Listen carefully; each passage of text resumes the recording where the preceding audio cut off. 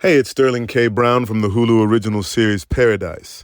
The next chapter begins as Xavier's search for his wife takes him above ground, and what he finds will change everything. It was never just about the bunker. Tune in and discover the truth lies outside. Paradise, the official podcast, is now streaming, and stream Paradise on Hulu and Hulu on Disney+. Instagram teen accounts have automatic protections for what teens see and who can contact them, plus time management tools. And Instagram will continue adding built-in safety features to help create age-appropriate experiences. Learn more about teen accounts and Instagram's ongoing work to protect teens online at instagram.com/teenaccounts.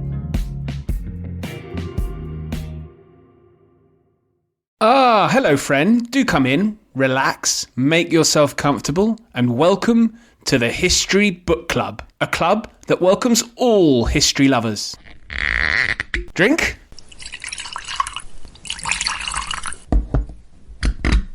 Now, shall we begin?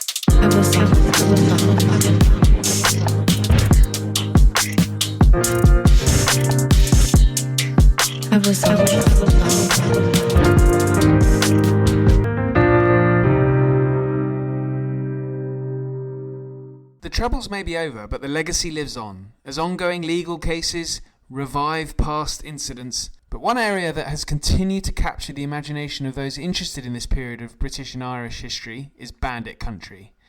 That is South Armagh and the IRA's relatively successful campaign against the British Army.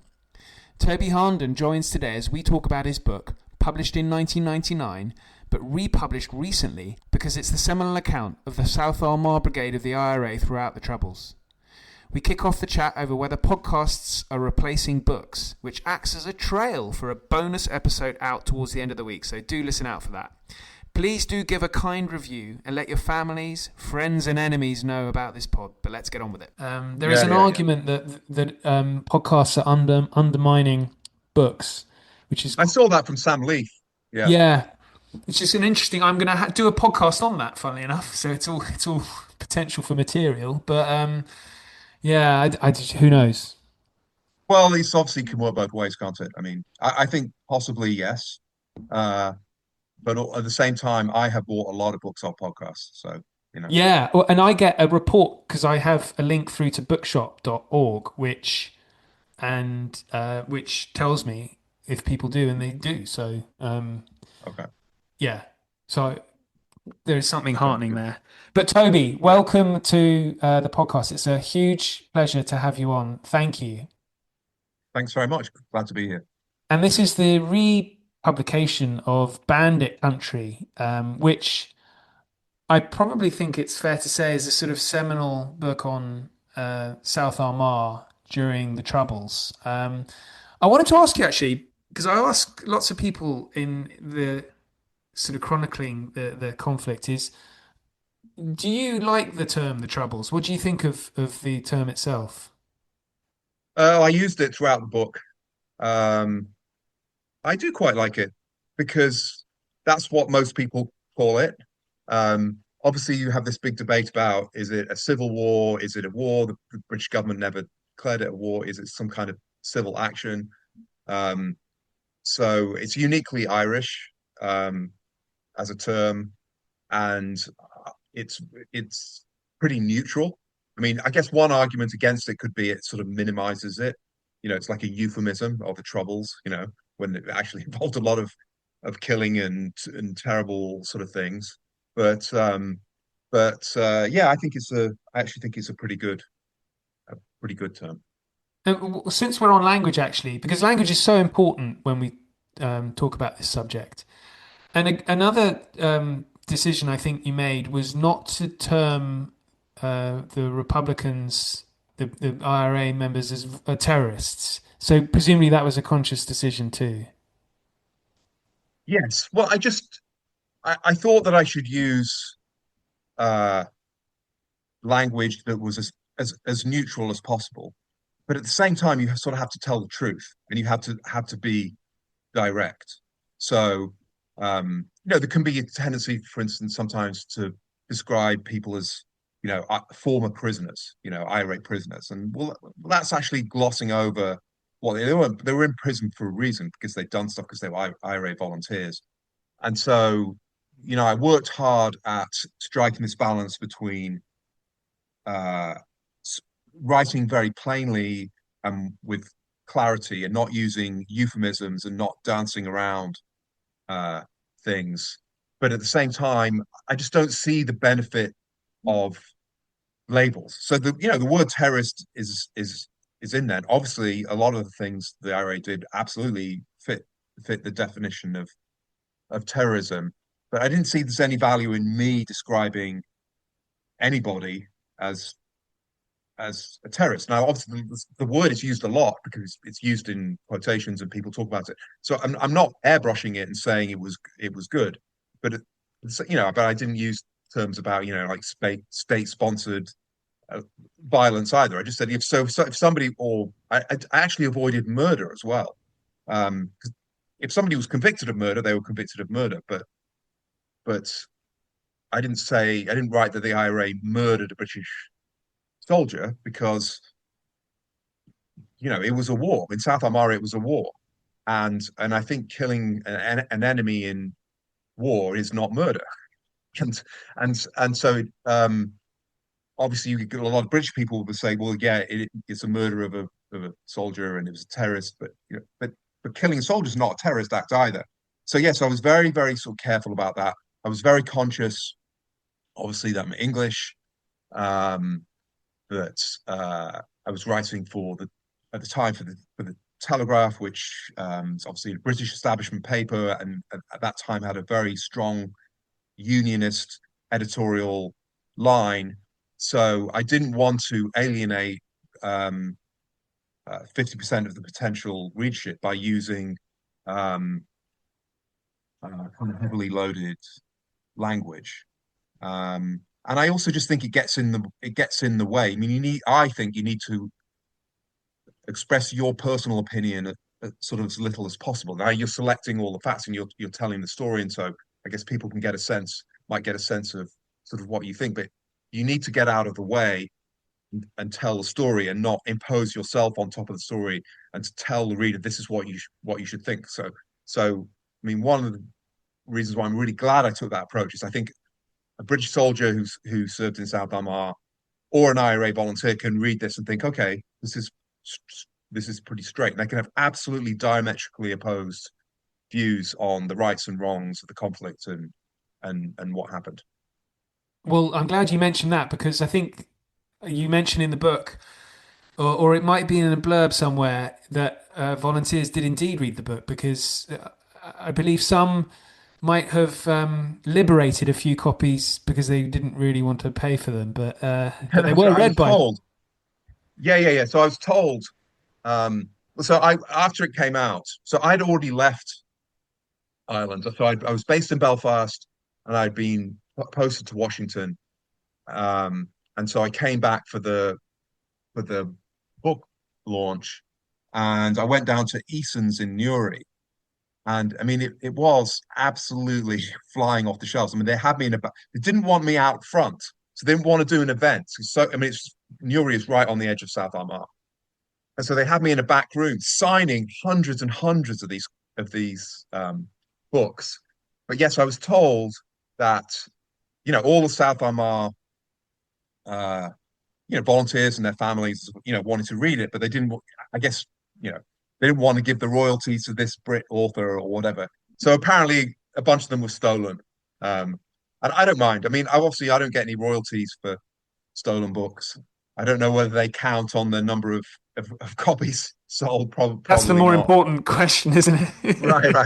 But but I'm just glad I'm glad people read it. And I did have some Irish Republicans who contacted me and were basically like, you did a fair job, and I think it gave South Armagh its due militarily as a guerrilla sort of fighting force. And this goes back to the first question about terrorism. Really, in South Armagh, it was sort of as pure and as fair a fight as it was anywhere in Northern Ireland, because it was in South Armagh proper and North Louth, which is across the border. It's really best to think of it as South Armagh, North Louth. Obviously, the Republicans view the border as a sort of an illegal entity anyway, and they used it, but to them it's sort of one area. Obviously, from the British side, they couldn't cross the border. There was a sense in South Armagh, which was one of the reasons why I wrote the book, that they hadn't got the recognition of what they'd done. It was all about Belfast and Derry, and at that time Sinn Féin and the leadership, whereas South Armagh was very sort of unpolitical, if you like. It was much more military. It was much more IRA than Sinn Féin. I mean, when I was writing this, Sinn Féin in South Armagh was really an adjunct to the IRA, where it was a sort of vice versa. And again, the way to look at it is the Republican movement. They're all part of the same thing, but with different roles within it. But there were soldiers in the book who were quoted as having admiration in military terms for the tactics that were used, like particularly the sniper attacks, and the sort of the military tradecraft of South Armagh. And so I think there were Republicans who thought that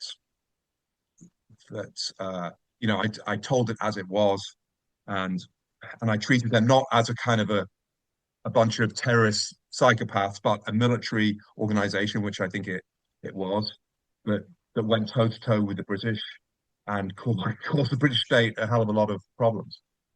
Yeah, certainly, and it's not just the I guess the relatively recent country of Northern Ireland, because as you deal with in the book, which it's one of the reasons why I enjoyed the book so much, is you really delve into the past and even early modern history, and you see South Armagh has been I guess they would proudly say that they have been a thorn in the side of any kind of administration, regardless of who is the head of state. Absolutely. So, yes, I mean, I got really interested in this, and I'm always conscious that you write I don't know 20 chapters, and chapter 3 is like the history, and I know that some readers are going to just like skip over that. But it's also it's important to the story, I think. Actually, it's very, very important to understand it, and also there's history laced throughout. So for instance, there was a place called Baruki Sanger in Crossmaglen Square, which was attacked a couple of times. It was like a watch post outside the police station, but it was like a separate structure from the police station, which is also a military base. And that was, I think, twice in the early 90s was attacked, and one time there was, I think it was a slurry tank, and they sprayed gasoline, petrol on Baruki Sanger, and then torched it. And I remember speaking to Coldstream Guardsmen that was in there, and they were being like kind of cooked in there, and they were going in the showers to cool themselves down, and none of them were killed. But I found this newspaper cutting from like 1922 or something about a potato sprayer that was used to attack a British outpost in South Armagh. So that's where the idea came from. So at the time, and I looked at the military documents, it was South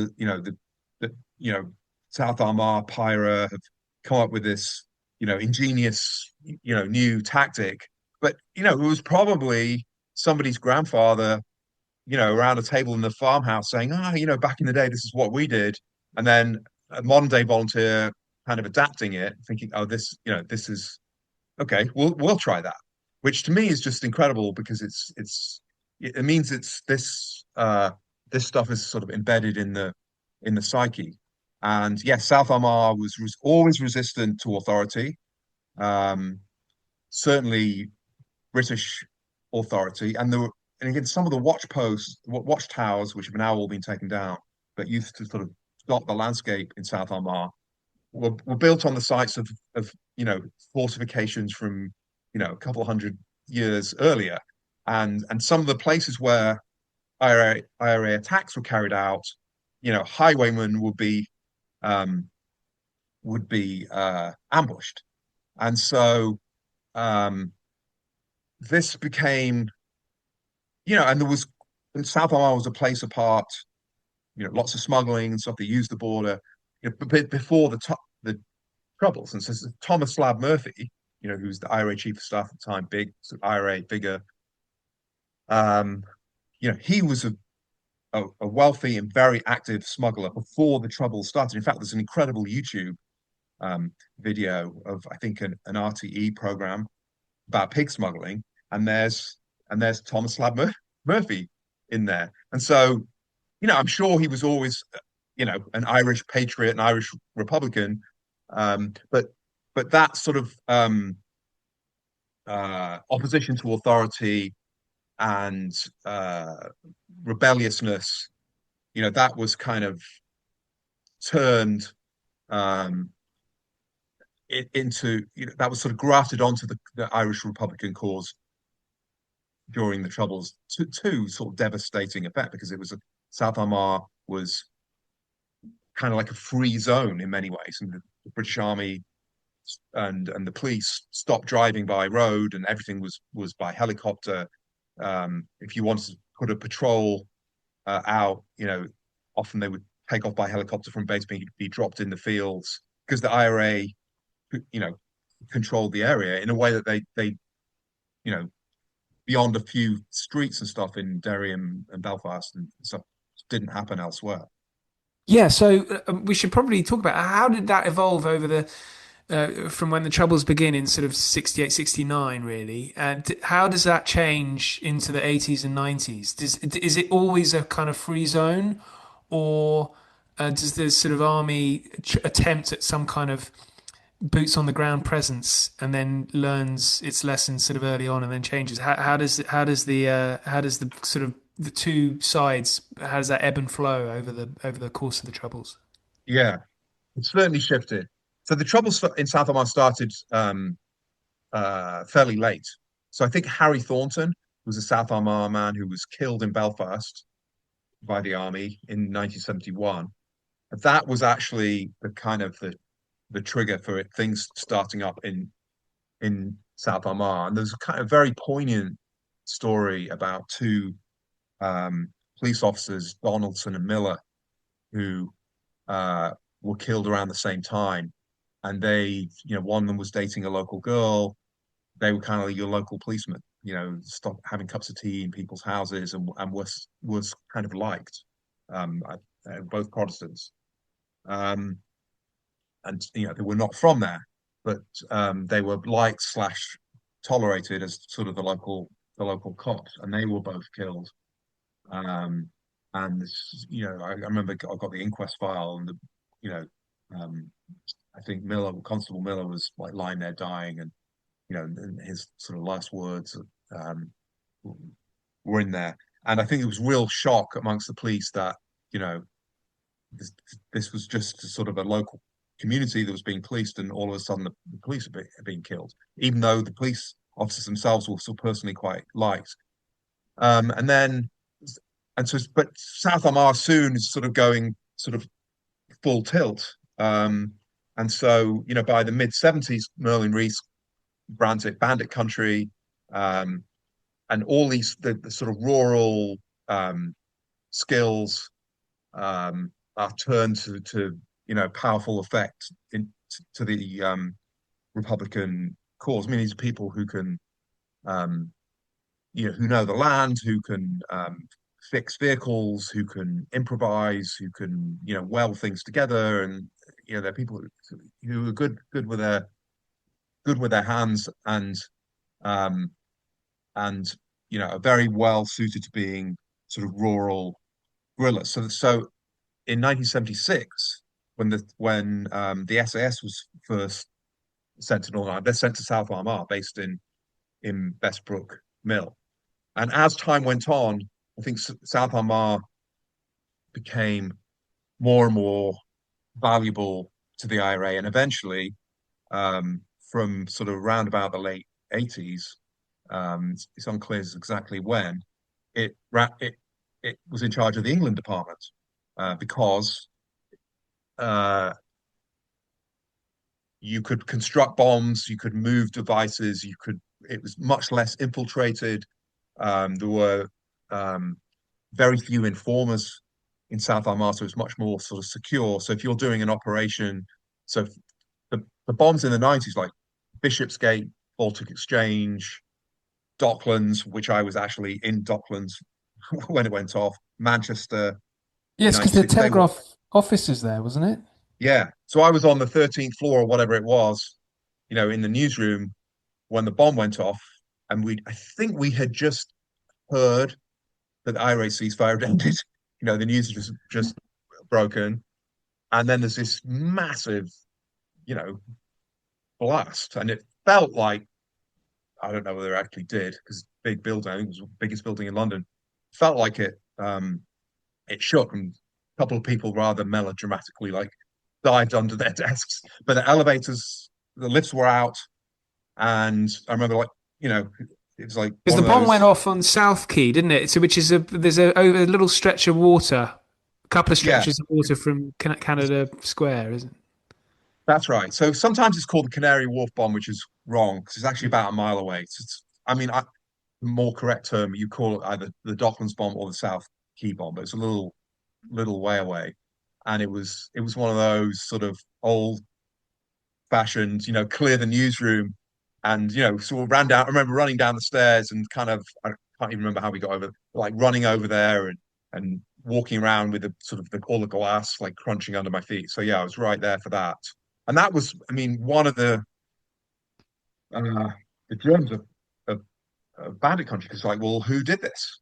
I remember thinking like, well, who did this? Like, how did they do it? Who the guy? Who were the bombers? How this operation put together? And it was all it was South Armagh. I mean, the guy who was arrested for it was actually a member of the sniper team, which was they were arrested in, I believe, April '97. Seamus James McArdle.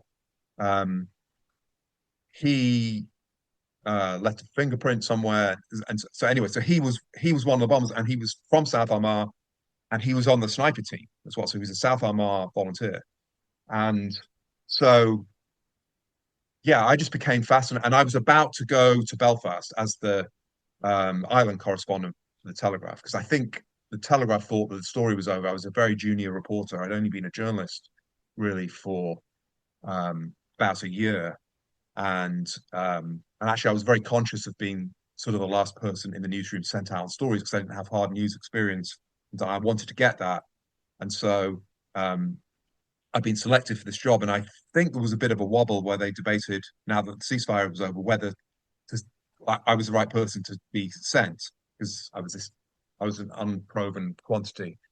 But luckily I did go there. So that was in February '96, and then I started in Northern Ireland in March '96.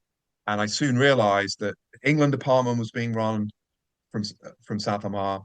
You had a sniper team. In fact, it was two sniper teams using 50 caliber American Barrett rifles to kill soldiers and police officers, sometimes at quite long distance. And then you had the chief of staff, Slab Murphy, who's a South Armagh man. And then you also had the case of Robert Nyrak, who'd been abducted and his body never found, still never found, in South Armagh. So it was one of those things where I thought, wow, all roads lead to South Armagh. This is, if you're talking about the IRA and not Sinn Féin and the political process, you look at it militarily, it's this incredibly fascinating place. And I was like, well, where's the book about this? There was no book. It was just little bits and pieces here, but nobody had really written about it. So that's how the book kind of came about. Members of the History Book Club, please forgive my interruption, but I have an important request. A friend of mine, Ian Wilson Young, yes indeed, all surnames are double-barrelled here at the History Book Club. Anyway, Ian is on a mission to Ukraine, whereby he purchases a pickup truck and fills it with medical supplies before heading out close to the front lines to provide support for those fighting the Russian hordes. This is an appeal for you to donate, even if it's a very small amount. I put a link in the show notes to the Just Giving page. Now, let's return to the club. So, I'm glad you mentioned Nairak. So, Nairak, I mean, you wrote this book in it was published in 99, The Mystery of Nairak Endures. And you're quite clear in 99 that his body will never be found, I think. And that has proven to be true because we still don't know. It's never been found since. Right. So, yes. But there are theories that it might be found, I believe, but obviously we've seen no evidence of that. Well, the very persistent theories. In fact, there's a consensus that the body will be found, and I don't quite understand how that consensus has come about. Because, I don't know, obviously, and I hope for the sake of the family that the body will be found. But sorry to interrupt you, Toby, but just for the sake of maybe a few listeners who aren't aware of who Nairak was. Yeah. Well, so May 1977, he was in the Three Steps bar in Jonesborough, Drummondty, South Armagh. He was singing Irish songs, and he was abducted in the car park. Was sort of punched up in the car park, and he was taken off, interrogated, shot in the head, body never found. So he was a Grenadier Guards officer. He was working as the SAS liaison officer. I mean, I've got documents that have it, army documents that have his job title in there. And so he was not in the SAS, but he was liaising between the Green Army, the regular army, and the SAS, and also the RUC and other maybe intelligence agencies. So he's like the liaison officer. Actually, it was the job that my friend Rupert Thornlow, who was a captain in the Welsh Guards, had when I was in South Armagh. It was the same job, in fact, and Rupert was a source for Bandit Country, and he gave me some documents about Nairak, and Rupert was, kind of a big influence on me in a way, in that he was fascinated by South Armagh, and he was working there, and he was doing Nairak's job. But Nairak, and Rupert was a Welsh Guards officer. He'd actually just failed at the last moment the SAS selection course. He was not an SAS officer, but he was in an intelligence role at that time. But Nairak, he'd worked for what was called then 14 Int, a sort of undercover sort of surveillance unit in the British Army in Belfast, and so he did have an intelligence background. But yeah, so his body's never been found. I mean, I think it was gruesome. They found blood. They found bits of teeth. They arrested the people who killed him. It was sort of it was kind of a botch. It wasn't an IRA operation, really. It was botched. There were kind of IRA associates who saw that something was not right with this guy, and confronted him. And I think the guy who killed him, Liam, was convicted of it. Liam Townsend was an IRA man, but he'd been drinking, and he was called and he killed. From the IRA point of view, it was a bit of a screw up because you could have interrogated him and got lots of information. It was very, very bad publicity. The fact that the body was never found. Nairak was Catholic. It was not a great moment for them in terms of PR.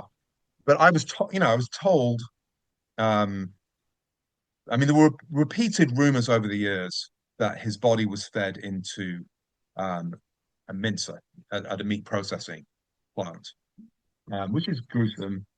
But I was told that this was the case, but obviously, even within the IRA or the Republican movement or community, there are rumors, and somebody tells somebody else, and it may not have been true. So that's not proof of anything.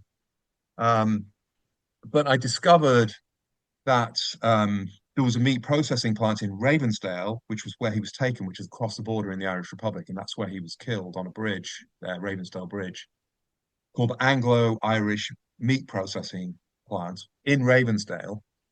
And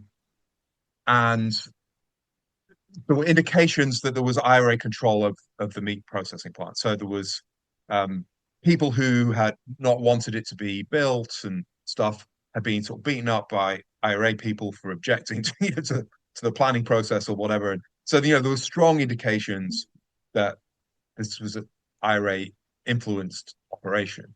And so I just kind of look at it logically, really. I mean, you set all sort of decency and morality and everything aside. Um, if you're the IRA, there's been a, a sort of botched operation, you've killed somebody, you've got international publicity, you've got the police on both sides of the border, but the Irish police, are under a lot of pressure to do something.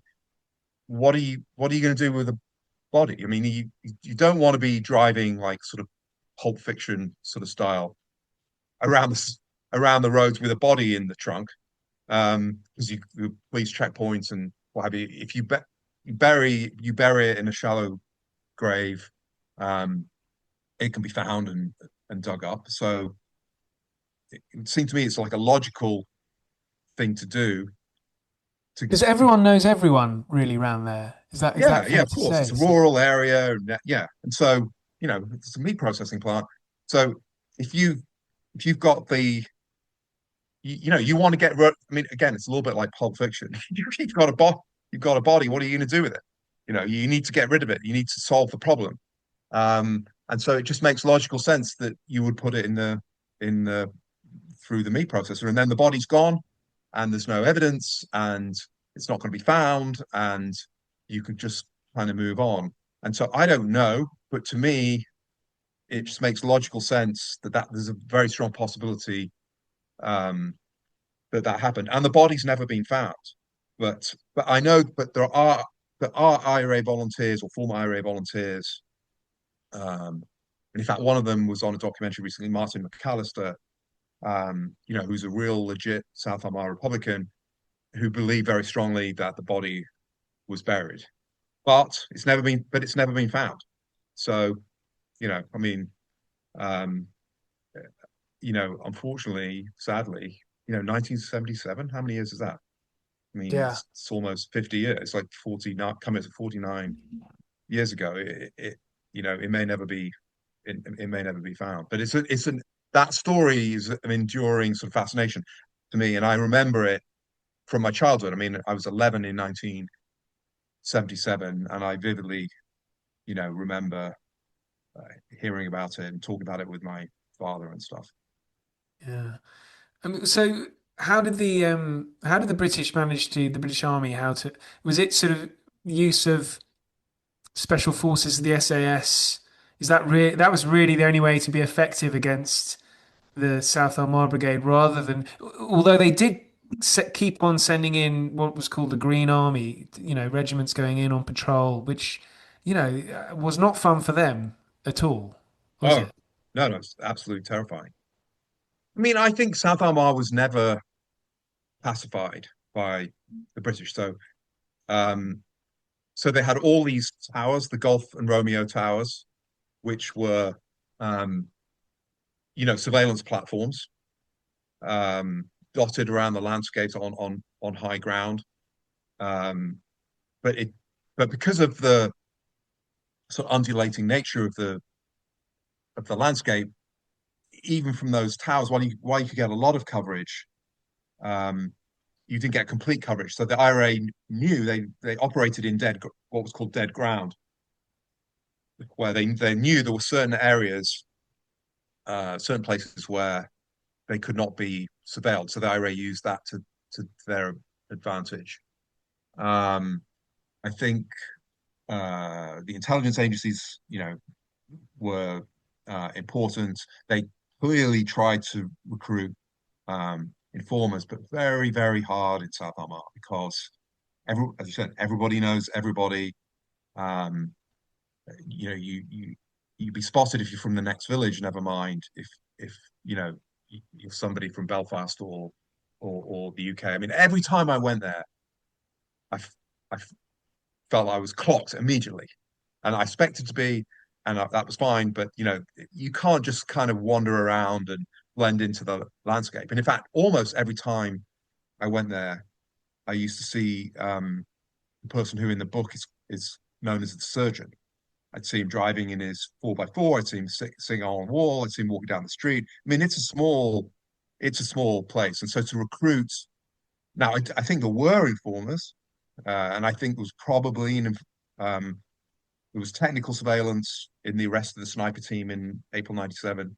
I think there was also an informer involved. So I think it was to an extent infiltrated, but the police, this was part of the United Kingdom. So there's a sort of a political requirement for the place to be policed, for, thefts, burglaries to be investigated. So the police who have to do their job, obviously they're essentially a paramilitary outfit. They will, early on in the Troubles, they go and investigate a burglar and be ambushed at the end of the road and killed. So later on, they would go out with army patrols, and so to just sort of, I don't know, to investigate a non-payment of a parking ticket, being slightly facetious, they'd need a whole, platoon of army to go and knock on the door, and there's always a danger that it could be a trick. And so, but it's the United Kingdom. There's a battalion of troops, British Army troops that are there. British Army, when they're in a place, they need to do things. What do? They need, patrols. They have presence patrols, and and you have informers that have been abducted and interrogated. In other parts of Northern Ireland, that are taken to the border for further interrogation, eventually execution. So you're trying to disrupt. That. You've got bombs potentially being made for Britain or for Belfast and South Armagh. So you want to disrupt that. You've got weapons training taking place, like so mortars were often tested, usually just across the border. You've got lots of weapons caches that can be used not just in South Armagh but elsewhere. So you've got a lot of stuff that, from the British point of view, you want to stop or disrupt. And so you couldn't just leave it and say we're not going to do anything, because then the IRA has absolutely free reign. And if you're talking about running a campaign that could actually have forced the British to leave Northern Ireland, if you'd allowed the IRA to just 100% do its stuff in South Armagh, that's the kind of situation where I think militarily they could have won. So there was a real sort of battle down there, but on the British side, I think they were always on the back foot. And in terms of the numbers of IRA volunteers that were arrested, imprisoned, or who were killed, the numbers in South Armagh much, much smaller than, say, Derry, Belfast, East Tyrone, even accounting for the smaller population. Well, it's funny how you mentioned South Armagh and how it was that at political levels there are, and this is both in the Republic and in Westminster as well. There are sort of suggestions which are there's thinking about, what do we do with South Armagh? Do we give it back to the Republic, or I say give it back to the Republic? That's probably not quite the right. Well, the question there is, would the Republic want it? Exactly, yes. This is what's so interesting to me. Particularly, you mentioned Murphy. I mean, his farm straddles the border, which obviously helps him for his smuggling operation. Partition works very well for him? In a united Ireland, is that the goal that Murphy really is after, or is he quite happy how things are?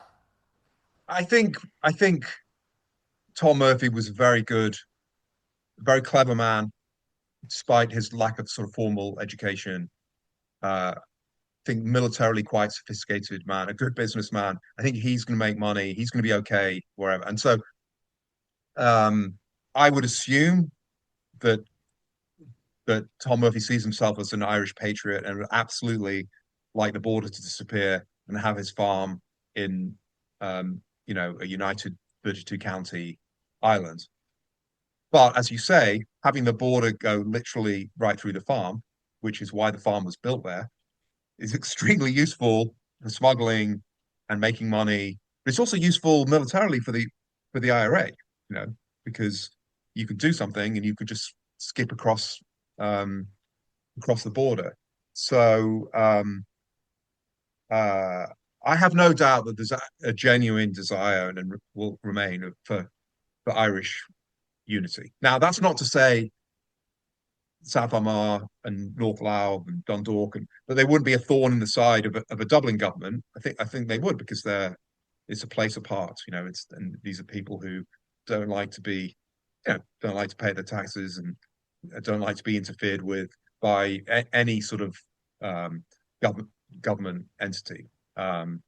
That's what comes off the page so much, is that this is Yeah. an area that is suspicious of any kind of bureaucracy, really. I suppose. Yeah, and so the 1920 Boundary Commission, which drew the line that became the border between Northern Ireland and the Irish Republic, the UK and Ireland.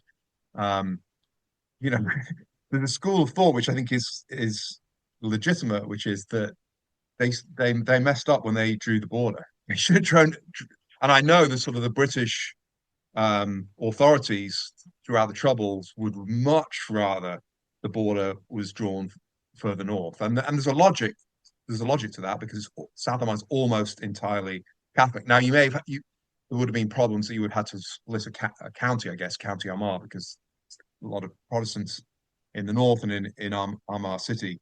But you can definitely see the argument for the Boundary Commission drawing the line in a different place, which would have completely changed the complexion of the Troubles. Yeah. So South Armagh, I mean, I guess you've left the Troubles behind from your journalism and writing, but South Armagh is still within the United Kingdom. It's actually quite impressive that they've kept the peace relatively so. I know there have been a number of isolated incidents of killings and certainly beatings as well, but it's interesting that it's sort of remained relatively peaceful. Yeah. I mean, it's incredible to me. I mean, I left in 1999, and my thought process was, I'm going to put absolutely everything into this book. I'm going to pull no punches. I'm going to leave it all on the field, as the phrase goes, and then I'm going to leave. Now, the difficulty for journalists who are working in Northern Ireland, who live there, they have to continue living there, and I thought, well, I just can't continue to live in this place while this book is out. Now, I think actually, it's not quite the case, because the book was very well received, it sold very well, and I had a lot of people from both sides sort of coming out of the woodwork and saying, "Oh, that was good. Let's talk." So actually, I think if I'd remained there, I could continue to do some pretty good reporting. But I've always had to be careful in South Armagh, I think, because these are serious sort of people, and I'd named a lot of them. I brought some of them out of the shadows, and I don't think that was appreciated. But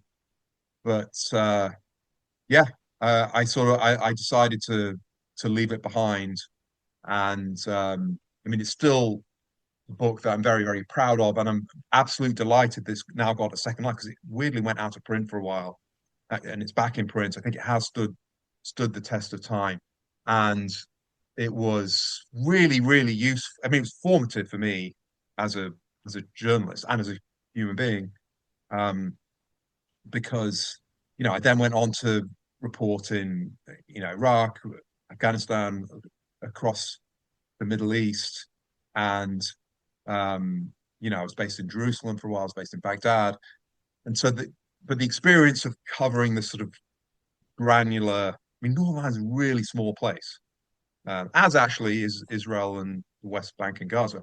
But in Northern Ireland, you could really get down to the granular detail. When something happens, it'd be no more than 2.5 hours away. So I just jump in my car and go.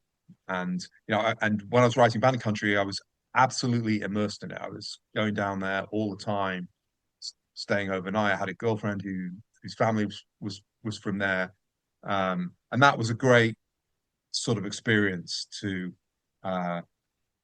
know all, South Armagh Provisional IRA was run by 6 or 8 interconnected families who had forebears, going back to the War of Independence. Same, even the 19th century, the same names would come up, and to be able to sort of get to go from the position of, the bomb goes off in South Quay in Docklands, the IRA did it, and this sort of mystery to actually sort of meet some of the people who were involved in it.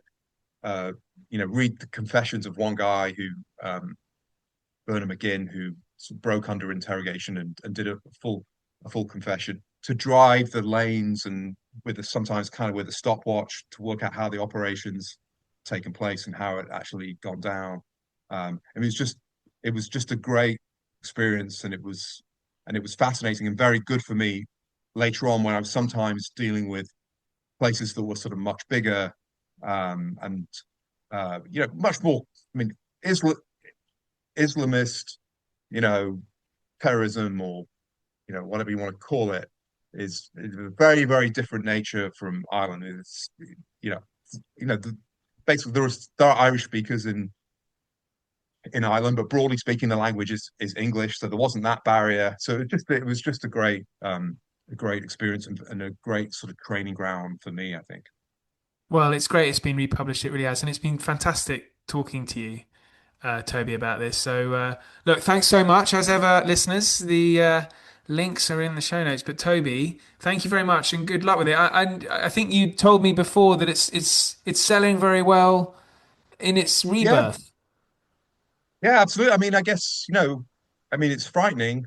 It was written 27 years ago, so that's a complete new generation of people in the UK and Ireland, and also in the US, who can sort of read it fresh. And so that is very, very gratifying, because I spent all these years writing for newspapers when it's sort of it lines the hamster cage the next day, famously, when it was newspapers. But to actually have written something that is lasting and it's still influential and people still enjoy and learn something from, that's the reason why I wrote it. I mean, as you know, you don't do these things for the money, because you don't end up making very much money from these things. It'd be cheap, make more sense to work in McDonald's in terms of the number of hours you spend on a book, but you don't do it for that. No, I don't do it for that.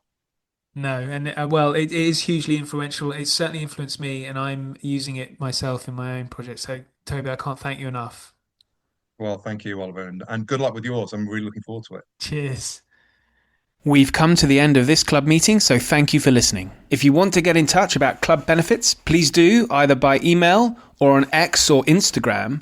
Links are in the show notes. I've also included my Substack link so members can read articles I've written on various matters that may be of interest. The History Book Club is written and presented by me, Oliver Webb-Carter. Music is by listener Chat DMZ. Episodes continue next week and every week, so please do join, subscribe, and if you can provide the club with a 5-star rating, we would be delighted. In the meantime, I thank you again, and now I have to usher members out into the real world. Until next time.